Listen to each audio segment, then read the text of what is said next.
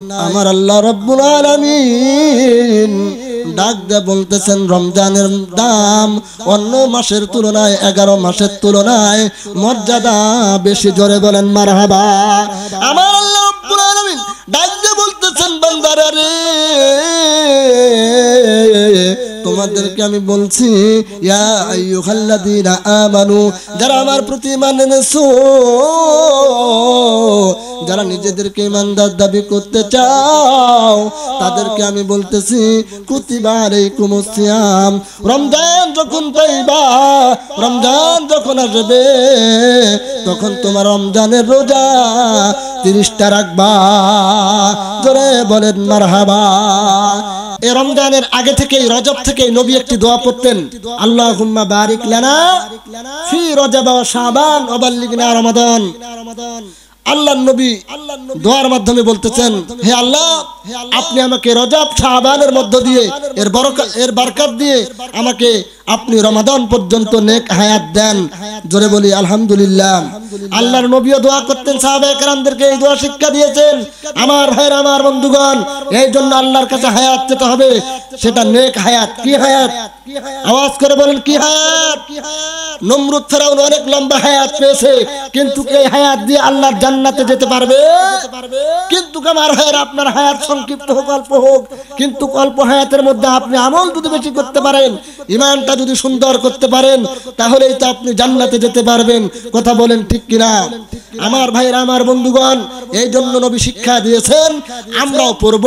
কিন্তু আমার ভাইরা, মুসা পয়গম্বর আলাইহিস সালাতু ওয়াস সালাম আল্লাহকে ডাক দিয়ে বলতেছেন, হে রব, আপনি যদি মুসা হতেন আর আমি যদি আল্লাহ হতাম, তাহলে আপনি মুসা হয়ে আমি আল্লাহর কাছে কি চাইতেন?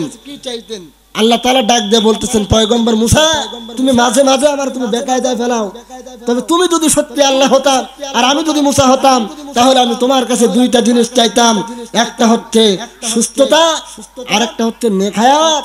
আমার ভাইরা, সুস্থতা আল্লাহ তাআলার নিয়ামত। কথা বলেন ঠিক কিনা? বয়স হয়ে গিয়েছে, যারা মুরব্বী বাবারা অসুস্থ হয়েছে, যারা বিছানায় কাতরাচ্ছে, তারা বুঝে সুস্থতার কত বড় দাম। আমার ভাইরা, আমার বন্ধুগণ, প্লিজ কোন দিকে নজর নাই।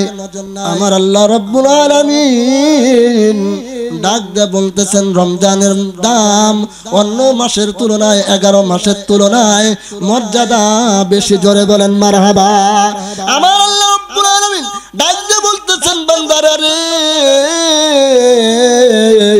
তোমাদেরকে আমি বলছি ইয়া আইয়ুহাল্লাযীনা আমানু, যারা আমার প্রতি ঈমান এনেছো,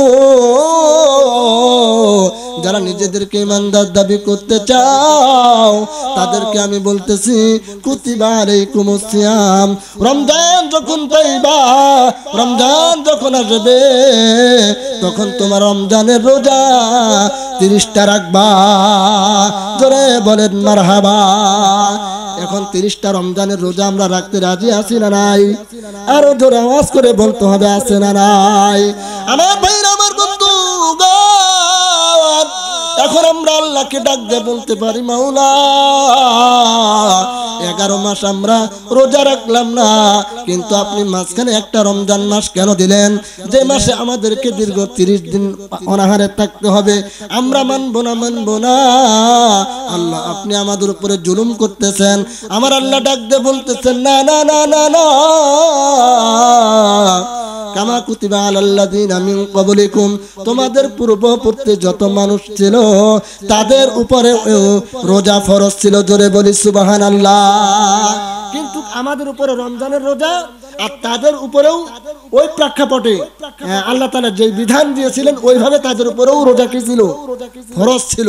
তাহলে রমজানের রোজা আমরা, আল্লাহ তাআলা আমাদেরকে দান করলেন, তাহলে এই রমজানের রোজা আমরা রাখবো কি রাখবো না? কথা বলেন, রাখবো কি রাখবো না? তাহলে রমজানের রোজা আমরা কয়টা রাখবো? নাকি মাঝে মাঝে ভাঙবো আবার রাখবো? আবার দেখবেন যে এলাকায় আমাদের মা বোন যারা আছে, আমাদের মুরব্বীরা যারা আছে, ছোট বাচ্চা যারা রোজা রাখতে চায়, তাদেরকে আমরা বলি, বাবা তোমার তো এখনো বয়স হয় নাই, এখন রোজা রাখিও না, তোমার শরীর নষ্ট হয়ে যাবে, চেহারা এরকম করে নষ্ট হয়ে যাবে না, তোমার সামনে পরীক্ষা, তোমাকে ভালো রেজাল্ট করতে হবে, রোজা তোমাকে রাখা যাবে না। এমন পিতামাতা আমাদের সমাজে আছে না নাই? আর আওয়াজ করে বলতে হবে, আছে না নাই? সন্তানের বয়স 18, এখনো শিশু সোনামণি করে ডাকে, আর রোজা না রাখার জন্য তাকে আমার ভাইরা সিদ্ধান্ত দেয়। এমন পিতামাতা হওয়া যাবে? যখন সন্তানের রোজা তার উপরে ফরজ হয়ে যাবে, তখনই তার উপরে আল্লাহর এই বিধান অর্পিত দায়িত্ব, আমি আপনি গার্জিয়ান হয়ে আমার সন্তানকে এই রমজানের রোজা রাখার জন্য চেষ্টা করতে হবে। কথা বলেন ঠিক কিনা? আমরা আমাদের জায়গা থেকে আমাদের সন্তানদেরকে এই রোজাগুলি রাখানোর জন্য চেষ্টা করব। রমজানের কত দাম জানেন আমার ভাইরা? আপনি রমজানে যদি একটি নফল ইবাদত করেন, রমজানের বাহিরে 70টি নফল ইবাদত করলে যেই সওয়াব আপনার আমলনামে আল্লাহ তাআলা ওই সওয়াব দান করবেন। সুবহানাল্লাহ। আমার ভাইরা, আমার বন্ধুগণ, শুধু তাই নয়, হাদিসের ভিতরে এসেছে রমজান পাইয়া, রমজান মাসে কেউ যদি একটা সুন্নত আদায় করে, সে যেন অন্য মাসে 70টি সুন্নত আদায় করলো। রমজান মাসে কেউ যদি একটা ফরজ আদায় করে, সে যেন 70টি রমজানের বাহিরে ফরজ আদায় করলো। জোরে বলেন মারহাবা, আরো জোরে জোরে আওয়াজ করে বলেন মারহাবা। আমার ভাইরা, রমজানের এত মর্যাদা কেন বাড়লো? আমার আল্লাহ ডাক দিয়ে বলতেছেন, শাহরু রমাদান আল্লাযী উনজিলা ফীহিল কুরআন। আমার ভাইরা রে, আমার আল্লাহ রাব্বুল আলামিন ডাক দিয়ে বলতেছেন, রমজান তো সেই মাস, রমজান তো সেই মাস। রমজানটা কোন মাস? আমার আল্লাহ ডাক দিয়ে বলতেছেন, যে মাসে আমার আল্লাহ মহামান্বিত কোরআনুল কারীম নাজিল করেছে। জোরে বলেন সুবহানাল্লাহ। আমার ভাইরা, আমার বন্ধুগণ, 12 মাসের মধ্যে রমজানের মর্যাদা আল্লাহ বৃদ্ধি করে দিলেন, সম্মান বাড়ায় দিলেন। তার অন্য কোনো কারণ নাই, তার মাত্র একটা কারণ, রমজান মাসে আল্লাহ কোরআনুল কারীম নাজিল করেছে। আর এই কোরআন নাজিল হওয়ার কারণে আমার আল্লাহ রমজানের মর্যাদা বাড়িয়ে দিয়েছে। শুধু তাই নয়, এ রমজান মাস পাইয়া কোরআন নাজিল হলো। এই কোরআন কেন আসলো? আল্লাহ তাআলা বলতেছেন, হুদাল লিন্নাস। এই কোরআন আমাদের হেদায়েতের জন্য। জোরে আওয়াজ করে বলেন, কিসের জন্য? কোরআন আমাদের জন্য হেদায়েতের জন্য এসেছে। তাহলে এই কোরআন মানার দরকার আছে না নাই? আমরা কোরআন মানি 40, আমরা কোরআন মানি মসজিদে, কোরআন আমরা ঘরে তেলাওয়াত করি, আমরা কোরআন দিয়ে নামাজ আদায় করি, কোরআনের খুতবা আমরা শুনি, কোরআন দিয়ে বয়ান করি। কিন্তু মসজিদ থেকে যখন বের হই, যখন উলামায়ে কেরাম, আমার ভাইরা ওয়াইসরা যখন বলে কোরআন শুধু মসজিদে নয়, এই কোরআন দিয়ে পার্লামেন্ট চালাতে হবে, তখনই একদল মুসলমান মুনাফিকের চুলকানি উঠে। কথা বলেন ঠিক কিনা? কথা কোন ঠিক না ঠিক? তাহলে আমি বলতে চাই আজকে দায়িত্বহীন কণ্ঠে, কোরআন শুধু মসজিদেই চলবে নাকি সংসদ ভবনেও চালাতে হবে? কোথায় চলতে হবে? শুধু আমরা 40 না, শুধু আমরা 7 দিনে নয় আমার ভাইরা, আমরা এই কুলদানিতে নয়, আমরা এই কোরআন সংসদ ভবন পর্যন্ত, পার্লামেন্ট পর্যন্ত নিয়ে যেতে চাই। রাজি আছি যারা যারা? দুহাত তুলে আল্লাহকে দেখায় দেয় তারা তারা। নারায়ে তাকবীর, লিল্লাহি তাকবীর। আল্লাহ তাআলা আমাদেরকে কোরআনের জন্য কবুল করেন, বলি আমিন। আমার ভাইরা, আমরা অনেককেই দেখেছি, কিন্তু কোরআনওয়ালাদেরকে আমরা আগামীতে দেখতে চাই। রাজি আছেন না নাই?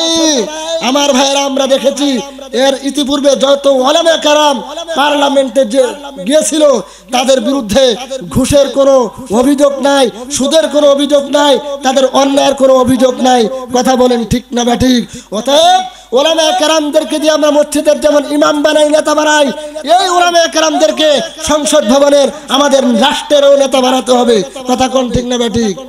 মসজিদে যাই আমরা ওই দাড়ি ছাড়া টুপি ছাড়া জেনাখোর ঘুষখোর সুদখোর যদি ইমাম হয়, একটা মুসল্লি সচেতন নয়, পাগল যে মুসল্লি রয়েছে সেই মুসল্লিও তার পিছনে ইক্তেদা করতে রাজি হবে না। কিন্তু মসজিদ থেকে বের হয়ে দেখবেন হুজুরের আর খাওয়া নাই, হুজুর আপনারা টাইম নাই, ওই দিকে আপনি যান। এখন নেতা যেদিকে আমরাও সেদিকে। নেতা মদ খায়, আমার ভাইরা তার কর্মীরা মদ খায়, নেতা সুদ খায়, কর্মীরা সুদ খায়, নেতা ঘুষ খায়, কর্মীরাও ঘুষ খায়, নেতা টেন্ডারবাজি করে, কর্মীরাও টেন্ডারবাজি করে। আমার ভাইরা, আমার বন্ধুগণ, যেই নেতা সুদ খায়, ঘুষ খায়, টেন্ডারবাজি করে, সেই নেতার পিছনে আমরা নাই। যেই নেতা সুদ খায় না, ঘুষ খায় না, আল্লাহর জমিনে আল্লাহর দিন কায়েম করার জন্য চেষ্টা করে, সেই আমার ভাইরা নেতার পিছনে আমরা আছি। কথা বলেন ঠিক কিনা? রাজি আছি না নাই? আরো জোরে কথা বলতে হবে, রাজি আছি না নাই? আপনারা মন খারাপ করলেন, মন খারাপ করলেন, বেজার হইলেন, হয়তো ডিমলায় আমাদেরকে আর দাওয়াত দিবেন না, এই তো সিদ্ধান্ত, এর বেশি কিছু নাই। আমরা কি খারাপ কথা বলেছি? আমি বলেছি আল্লাহর কোরআন, এই কোরআনটা আমার বাপ দাদার পৈতৃক সম্পদ নয়। কথা কোন ঠিক না ঠিক? এই কোরআন আমার আপনার সকলের, এই কোরআন আমরা চাই। এই কোরআন আমাদের সবচেয়ে মহাগ্রন্থ, এই কোরআন আমাদের আল ফুরকান হুদাল লিন্নাস, এই কোরআন সত্য মিথ্যার পার্থক্যকারী, এই কোরআন আমাদের শান্তি আমাদের সমাজে প্রতিষ্ঠা করতে পারে। অতএব কোরআন যেখানে আমরা মুসলমান সেখানে, কোরআন নাই যেখানে আমরা মুসলমান নাই সেখানে। রাজি আছেন না নাই? আমার ভাইরা, আমার বন্ধুগণ, এই জন্য এই রমজান মাসে আমার আল্লাহ কোরআন নাজিল করলেন। এই জন্য এই রমজানে আমরা 30টা রোজা রাখবো। জোরে বলেন কার জন্য? আরো জোরে বলেন কার জন্য? মূলত এর বিতে হচ্ছে সওম, এর বাংলাতে আমরা যেটা বুঝি সেটার নাম হচ্ছে রোজা। রোজা কি? রোজা হচ্ছে আমার ভাইরা সূর্যোদয় থেকে সূর্য অস্ত পর্যন্ত সমস্ত পানাহার বিরত থেকে আল্লাহর সন্তুষ্টির জন্য আমার ভাইরা রোজা রাখার নাম হচ্ছে রোজা। কথা কোন ঠিক না বেঠিক? কিন্তু রোজা রাখলাম, আমি আমার ভাইরা বেগানা মহিলার দিকে তাকাইলাম, রোজার হক পূর্ণাঙ্গ কি হবে না? আদায় হবে না। রোজা রাখার পর মিথ্যা বলা যাবে না, রোজা রাখার পর সুদ ঘুষ খাওয়া যাবে না, বেগানা নারীর দিকে তাকানো যাবে না, ঝগড়া করা যাবে না। কিন্তু আমরা আমাদের বিশেষ করে এই যে মহিলা মা বোন যারা আছি, আমি আমাদের পঞ্চগড়ের আমার মা বোনদের কথা বলছি, রমজানের রোজা রাখা দেখবেন যদি কেউ একটু এদিক সেদিক কথা বলে, ব্যতিক্রম বলে, কিংবা ভালোও যদি বলে, দেখবেন রেগে যায়, একবারে চিৎকার করে বলে এই আমার মাথা গরম আছে কেন? আমি রোজা রাখছি। আছে না নাই? এমন মহিলা চাচিরা মায়েরা বোনেরা আছে না নাই? সে বুঝাতে চায় আমি রোজা আছি। দেখবেন রমজান মাসে না খেয়ে থাকার কারণে আরো বেশি অন্যের সাথে ঝগড়া করে। আমার রাসূল বলেছে রমজানে তোমরা ঝগড়া থেকে তোমরা বিরত থাকবা, গীপত শিকায়ত থেকে বিরত থাকবা, অন্যের গীপত থেকে বিরত থাকবা। এই জন্য আমরা রমজানে বিশেষ করে গীপত থেকে, হিংসা থেকে আমরা দূরে থাকবো। আমার ভাইরা, রমজানে আমরা কি শিক্ষা নিব? লাআল্লাকুম তাত্তাকুন। রমজান আল্লাহ দিয়েছেন একমাত্র কারণ তাকওয়াবান হওয়ার জন্য। জোরে বলেন মারহাবা। রমজান আল্লাহ তাআলা কিসের জন্য দিয়েছেন? তাকওয়াবান হওয়ার জন্য, আল্লাহর ভয় হৃদয়ে স্থাপন করার জন্য। তাহলে এই রমজান থেকে আমরা আল্লাহর ভয় আমাদের অন্তরে সেট করব। আমরা ব্যাটারি চার্জ দিব, আর এই রমজানে ব্যাটারি চার্জ দিয়ে বাকি 11 মাস আমরা গাড়ি চালাবো। তাহলে আশা করা যায় এই গাড়ি আমাদের ভালোভাবে চলবে। যদি রমজানের রোজা আমরা না রাখতে পারি, তাহলে বোঝা গেল রমজানের পরেও আমরা ওই আগের মতোই খারাপ কাজ করব। অন্তত যারা রমজানে 30টা রোজা দেয়, দেখবেন রমজানের পরে সে এত সহজে খারাপ কাজ করতে চায় না। ঠিক না?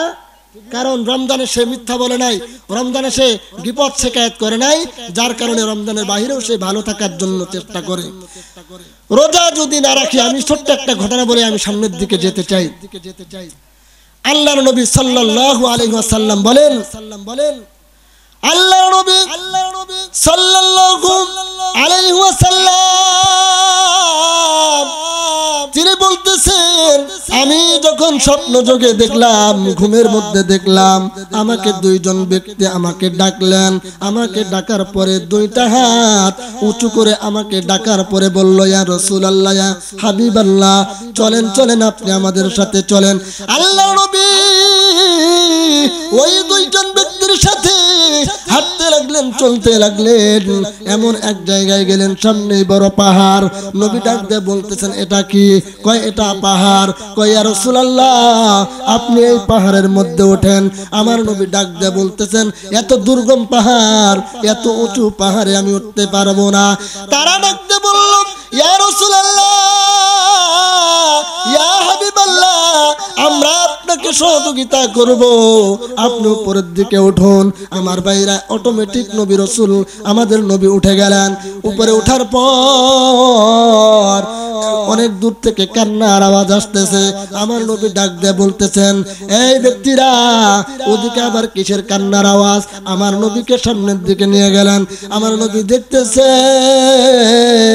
অনেকগুলো মানুষ জাহান্নামের মধ্যে, ফেরেশতারা পা গুলি উপরের দিকে ঝুলায়া মাথা নিচের দিকে করে তাদেরকে শাস্তি দিতেছে। কেমন করে দেখেন। আমার নবী বলেন, আমি স্বপ্ন যুগে দেখতেছি অনেকগুলি মানুষকে পা গুলি উপরের দিকে ঝুলাইয়া মাথাটা নিচের দিকে করিয়া এই গাল মোবারক গুলি করাত দিয়া কাটতেছে। আর গাল মোবারক এরকম ফেটে ফেটে রক্তক্ষরণ হচ্ছে, রক্ত বাইর হচ্ছে।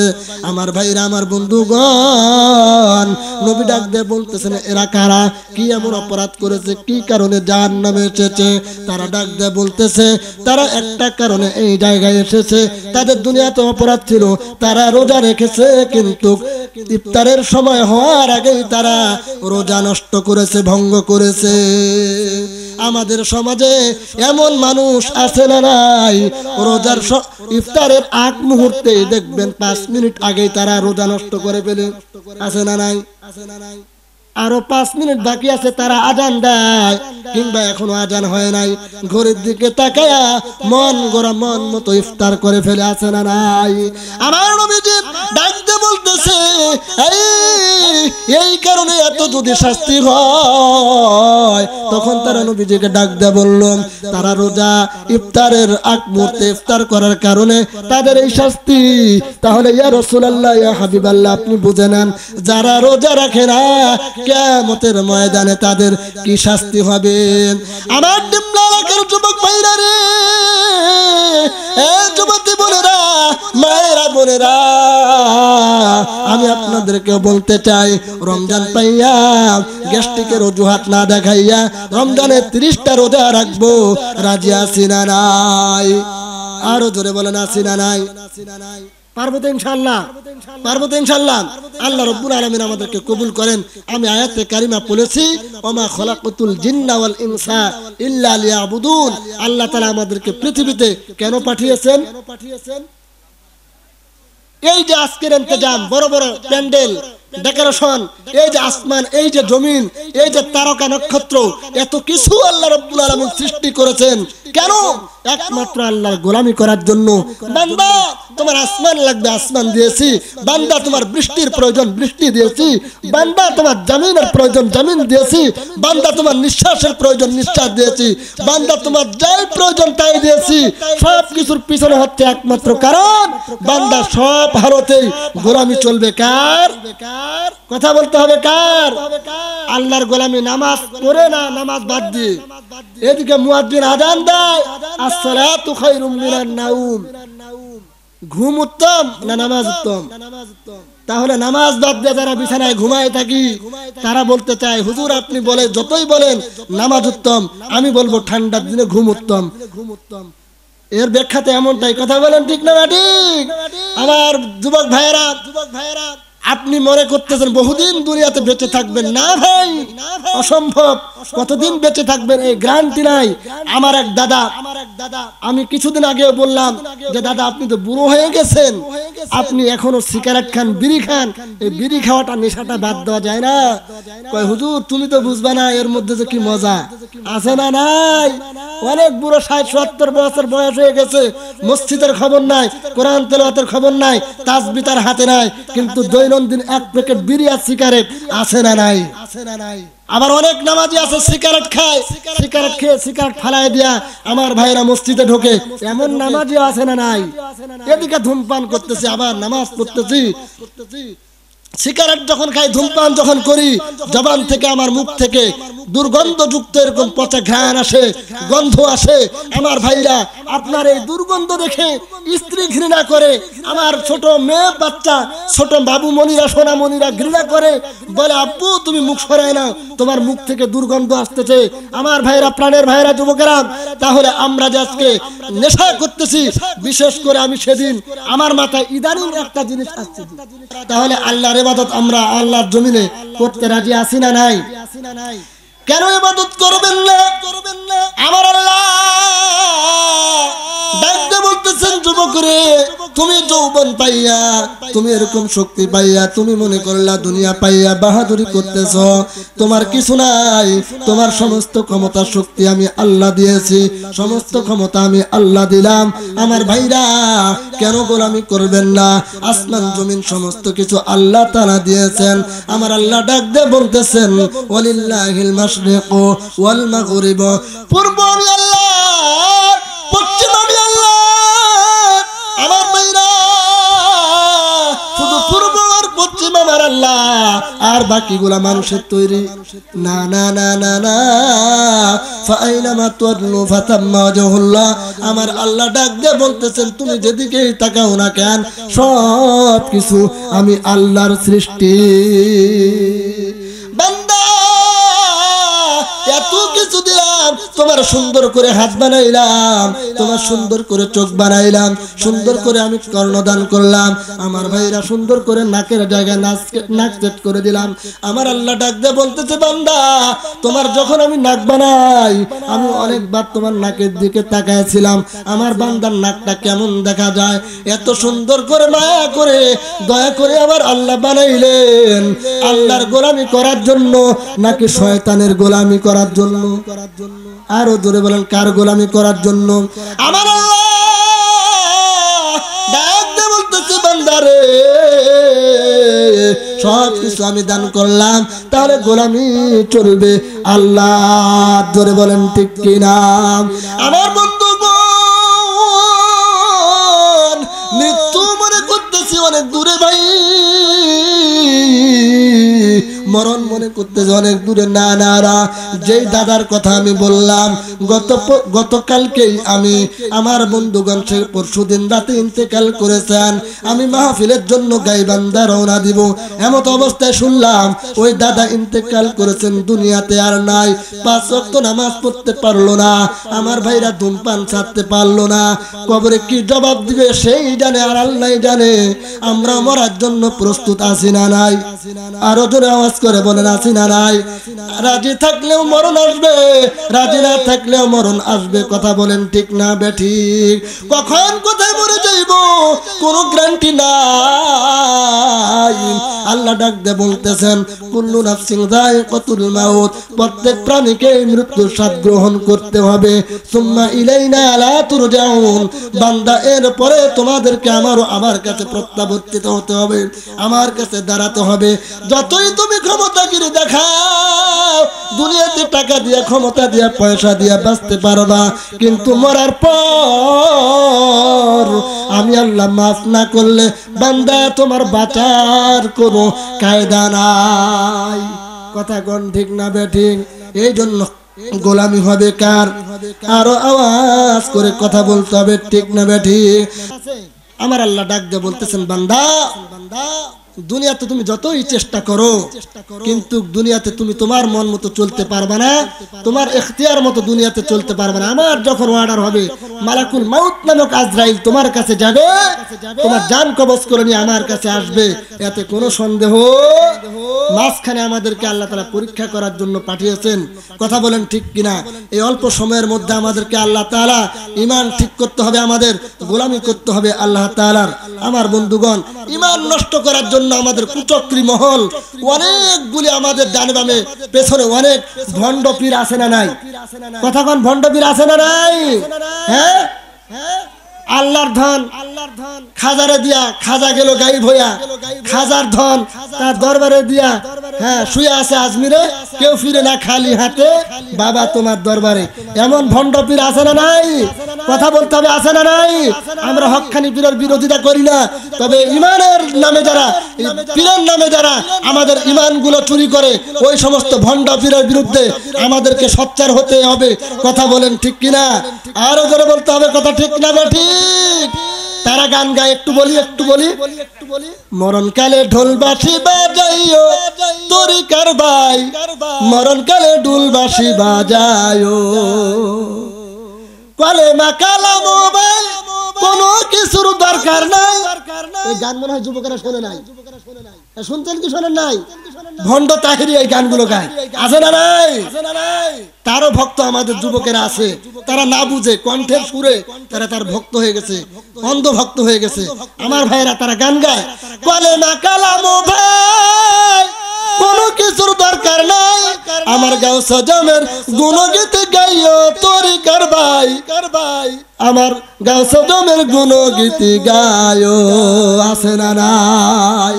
এই সমস্ত ভণ্ডদের থেকে আমাদেরকে খুব সোচ্চার থাকতে হবে, ভালো থাকতে হবে। আল্লাহ রাব্বুল আলামিন আমাদের ইমানকে স্বচ্ছ করে সুন্দর করে, আমি যতটুকু বোঝানোর চেষ্টা করেছিলাম, রমজান পেয়ে আমরা খুশি, তাহলে রমজানের আমরা 30টি রোজাই রাখবো ইনশাআল্লাহ। আমার সংক্ষিপ্ত সময় আমি যতটুকু বোঝানোর চেষ্টা করলাম, আল্লাহ তাআলা আমাদের সকলকে ঈমান সুন্দর করে রমজানের প্রস্তুতি নিয়ে 30টি রোজা রাখার মতো আল্লাহ তাআলা পরকালে সুন্দর করে আমাদের সকলকেই কাঁধে কাঁধ মিলিয়ে একতাবদ্ধ হয়ে জান্নাতে থাকার মতো তৌফিক দান করেন। সকলে বলছি আমিন। ওয়া আখিরু দাওয়ানা আলহামদুলিল্লাহি রাব্বিল আলামিন। আসসালামু আলাইকুম ওয়া রাহমাতুল্লাহি ওয়া বারাকাতুহু।